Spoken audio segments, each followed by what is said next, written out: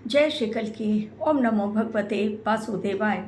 आज के मेरे वीडियो में 3 बातों के ऊपर बहुत ज़्यादा मैं फोकस करने वाली हूँ और वो 3 बातें हैं। सबसे पहली बात, प्रधानमंत्री की हाई लेवल मीटिंग और एक बहुत बड़ा अलर्ट। किन 3 देशों में न जाने के लिए भारतीयों से अपील की गई है प्रधानमंत्री के द्वारा और क्यों। दूसरी बात, सनातन को गंदा कहने वाले किस प्रकार से अब वक्त की मार झेल रहे हैं। सामने प्रमाण है, जिन्होंने भी सनातन के नाम पर अपने गंदे विचार प्रकट किए, सनातन को गंदा कहा, डेंगू मलेरिया कहा, सनातन की बदनामी करने वाले आज किस तरह से सनातन के चक्रव्यूह में फंस गए हैं। और तीसरी बात, ये समय अपनी बात कहने का है। बिल्कुल अपनी बात कहें। जनता इस समय अपनी बात कहने के लिए सड़कों पर उतरेगी। कारण शनिदेव, जनता के कारक न्यायाधीश शनिदेव अब रेवती नक्षत्र में चूंकि पहुंच गए हैं, न्याय करते हुए डेफिनेटली वो लोग जो न्याय की मांग कर रहे हैं अपनी आवाज़ बुलंद करेंगे, लेकिन मर्यादा में रहकर मर्यादा ना तोड़ें, अपनी आवाज़ बुलंद करें, अवश्य अपनी बात रखें, लेकिन मर्यादा का उल्लंघन ना करें, क्योंकि शनिदेव को मर्यादा पसंद है। जो लोग डिसिप्लिन तोड़ते हैं, इनडिसिप्लिन लोगों को शनिदेव बिल्कुल भी पसंद नहीं करते। आज ये 3 बातें बतानी आपको अपने वीडियो के माध्यम से इसलिए ज़रूरी है क्योंकि ये समय उथल पुथल का है।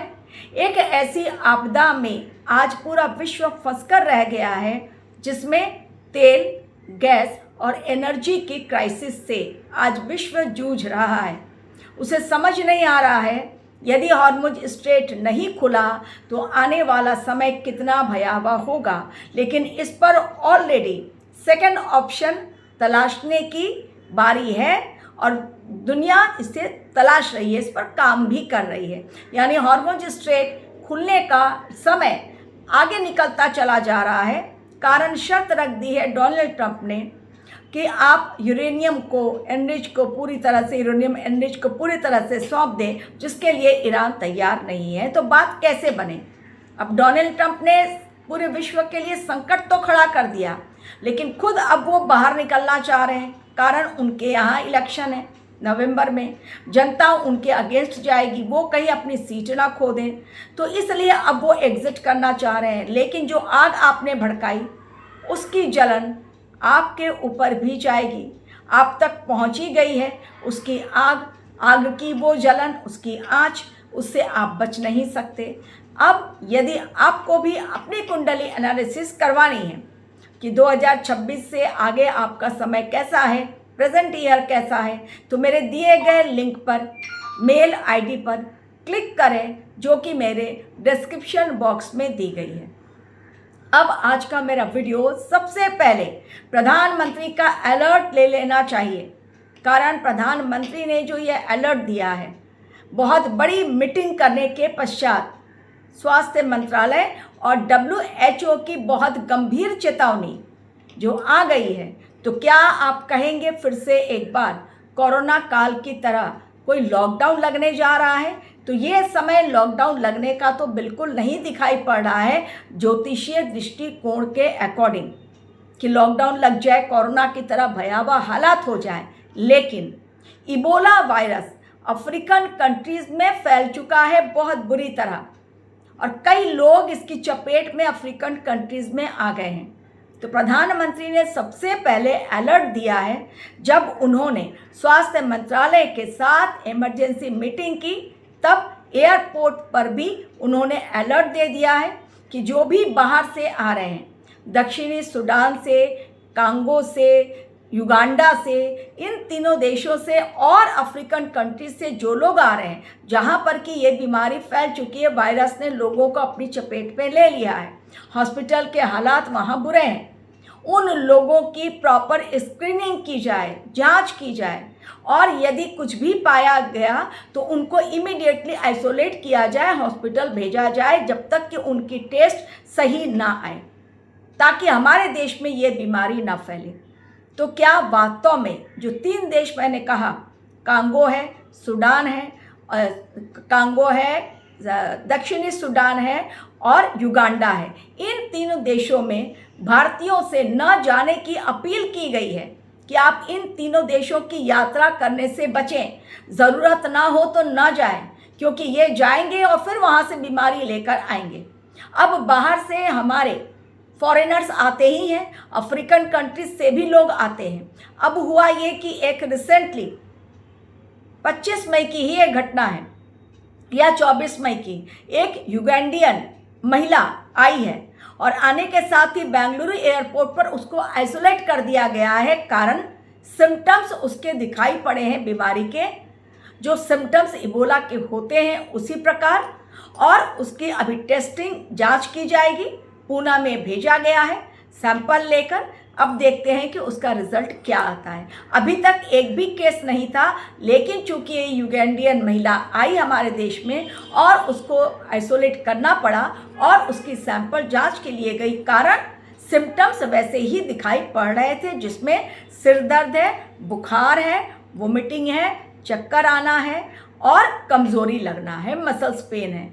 क्या ये हवा से फैलता है? बिल्कुल नहीं, पैनिक ना हो, ये बिल्कुल हवा से फैलने वाली बीमारी नहीं है, लेकिन कंटेजियस डिजीज़ है और इसका रेशियो रेट, डेथ रेट जो है वो 40 to 60% है।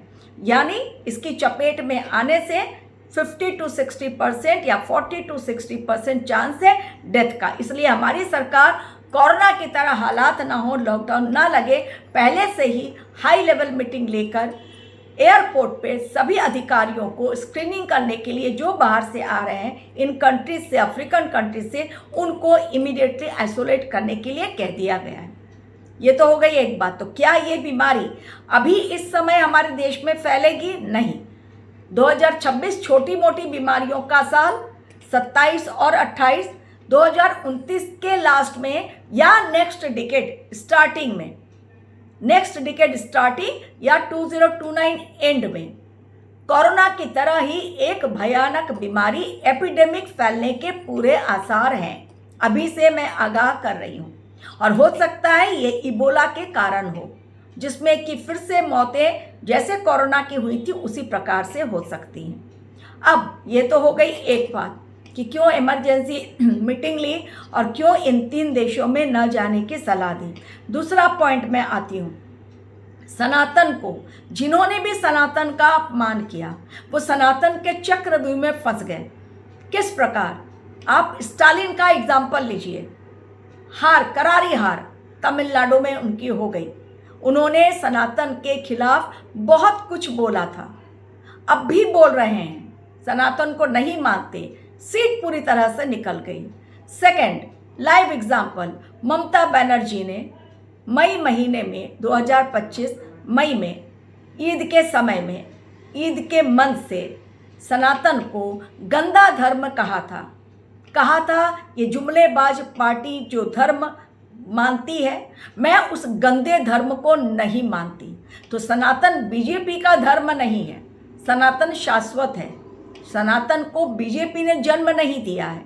आप अपनी नफरत के लिए किसी पर इतना ज़्यादा आरोप मढ़ते या अपनी नफरत को बताते आपने गंदा धर्म कह दिया सनातन को, क्योंकि सनातन को बढ़ाने वाले बीजेपी सनातन की ही बात करते हैं। तो आप मुस्लिम गैंग के साथ मिली हुई आपने ईद मनाई, अच्छी बात है, लेकिन आपको ये नहीं कहना चाहिए। अब वो फंस गई, देखिए स्टालिन हो गए खत्म, निकल गई सीट उनके वहाँ से। जो लोग भी सनातन का अपमान करते हैं उनके पास से सीट निकलती चली जा रही है। यही राहुल गांधी का हाल है, उन्होंने भी सनातन का अपमान किया, सीट निकल गई, कोई सीट अब उनके पास नहीं, विपक्ष में ही बैठना अब उनके नसीब में आ गया है। ममता बनर्जी 15 साल शेरनी की तरह दहाड़ निकल गई, पार्टी टूट की कगार पर है, सब लोग छोड़कर भाग रहे हैं। तो अब वहाँ से भी, क्योंकि अब सबको दिख रहा है कि ममता बनर्जी के पास कुछ बचा नहीं, तो एफआईआर, दो एफआईआर उनके अगेंस्ट जो पहले भी की गई थी, लेकिन पुलिस ने किया नहीं, क्योंकि पुलिस टीएमसी के चंगुल में। अब एफआईआर दो लॉन्च की गई है उस मामले में जब उन्होंने सनातन का अपमान किया। वैसे भी बुरी तरह फंस गई वो, अब उनकी हर फाइल खुलेगी, जो घोटाले किए हैं वो तो हर फाइल उनकी खुलने वाली है। तो ये समय बहुत सेंसिटिव चल रहा है, इसलिए हर निर्णय सोच समझ कर करें।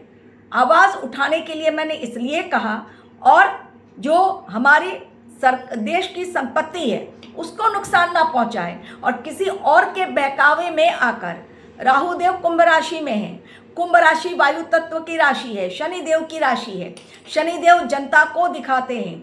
तो ये आग की तरह, हवा की तरह फैलने वाली ये अफवाह जो इस समय फैल रही है, क्योंकि लोग सीबीएसई बोर्ड को लेकर उनकी जांच पर लोग सवाल खड़े कर रहे हैं, क्योंकि एक संग बहुत सारे लोग रीवैल्यूएशन के लिए बैठ रहे हैं, वेबसाइट ओपन नहीं हो रही है, इसलिए कह दिया गया कि उनका पोर्टल हैक हो गया है, जबकि सीबीएसई ने आकर कहा कि नहीं, पोर्टल हैक नहीं हुआ है।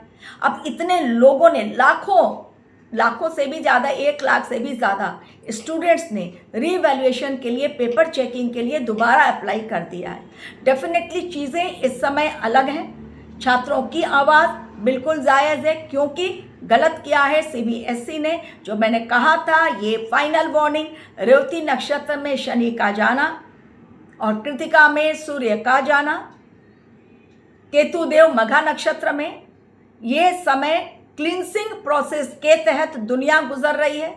गलत किया तो उसकी कोई माफ़ी नहीं।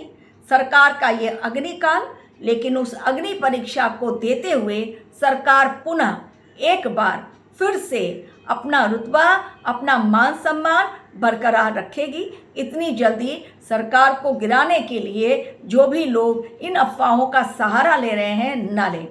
बिल्कुल मैंने कहा, जो राजा हैं वो सूर्य हैं, जनता है वो शनि देव है। न्याय बिल्कुल मांगे, आपका हक है न्याय मांगने का। सरकार से न्याय नहीं मांगेंगे तो कहाँ जाएंगे। लेकिन न्याय मांगने का एक तरीका है, इतना भी अधिक आवेश में न आए कि रास्तों पर उतरें। जो लोग रास्तों पर उतरने के लिए ज़ेन जी की धमकी दे रहे हैं कि आंदोलन होगा, युवा उतरेंगे, जिस प्रकार लद्दाख में हुआ, जिस प्रकार बंगाल में हुआ, नेपाल में हुआ, बांग्लादेश में हुआ, हमारे देश में सरकार के खिलाफ, तो बांग्लादेश और नेपाल की सरकार हमारे देश में नहीं है, पाकिस्तान की सरकार हमारे देश में नहीं है। हमारे देश में जो सरकार है काफ़ी मजबूत, जानती है अपनी रणनीति के तहत समस्या आई है, चाहे वो आर्थिक संकट हो, एग्जामिनेशन को लेकर प्रॉब्लम हो, शिक्षा अधिकारी को लेकर प्रॉब्लम हो, शिक्षा या धर्म से जुड़े हुए मामले हों, कैसे उसका निपटारा करना है। ऑलरेडी जांच बिठा दी गई है, लेकिन इन्हीं जांच बिठाने समय जब जांच चल रही है तब अफवाहों से बचें, अपनी आवाज़ ज़रूर बुलंद करें। हक है न्याय पाने का, न्याय अवश्य मिलेगा, क्योंकि शनि देव गुरु की राशि बैठे हुए हैं मीन राशि, और अंतिम नक्षत्र रेवती नक्षत्र, ये फाइनल बैटल। और इसके बाद जो सिस्टम चेंज होगा उसमें बहुत बड़ा सुधार आप देखने को मिलेंगे। कईयों की सीटें जाएंगी, कई लोग डिपार्टमेंट चेंज होगा, कईयों का ऑलरेडी मोदी जी ने काम करना स्टार्ट कर दिया है। उनके अपने मंत्रिमंडल की ऑलरेडी उन्होंने एक लेखा जोखा ले लिया है, किसने क्या काम किया 2 सालों के अंदर जब से ये सरकार आई। तो चिंता ना करें, आप जनता हैं, हम जनता हैं, हम लोगों को आवाज़ उठाने का अधिकार है, बिल्कुल उठाइए, लेकिन मर्यादा का उल्लंघन ना करें, किसी के लिए भी अपशब्द ना कहें, आक्रोश में ना आए, अफवाहों से बचें। ये समय डेफिनेटली एक ऐसे तूफानी का समय है जिस तूफान में आज पूरा विश्व घिर गया है। हॉर्मुज स्ट्रेट के कारण आर्थिक तंगी, गैस, डीजल, पेट्रोल, एनर्जी, इन सभी चीज़ों की तंगी, लेकिन सरकार ने कहा है 78 डेज़ का हमारे पास भरपूर स्टॉक है, तेल का भी, गैस का भी, इसलिए घबराने की ज़रूरत नहीं है। तो लोगों की बातों से बचें, अफवाहों से बचें, कूल होकर डिसीज़न लें। आपके ही हक में डिसीज़न आने वाला है, क्योंकि हर हाल में जीत न्याय की होगी। शनि देव गुरु की राशि में बैठे हुए हैं और रेवती नक्षत्र में, इसलिए, और ये समय गुरुदेव अतिचारी हैं, तो जो कुछ होगा पहले की तरह बहुत स्लो नहीं जाएगा, बल्कि बहुत फास्ट मोड में जाने वाला है, क्योंकि उनकी चाल अतिचारी है, यानी बहुत फास्ट मूवमेंट गुरुदेव बृहस्पति का है, जो धर्म के कारक है, जो न्याय के कारक है, जो शिक्षा के कारक हैं। इसलिए बिना डरे, बिना घबराए अपनी बात रखें, लेकिन लक्ष्मण रेखा पार न करें। Thank you very much for watching.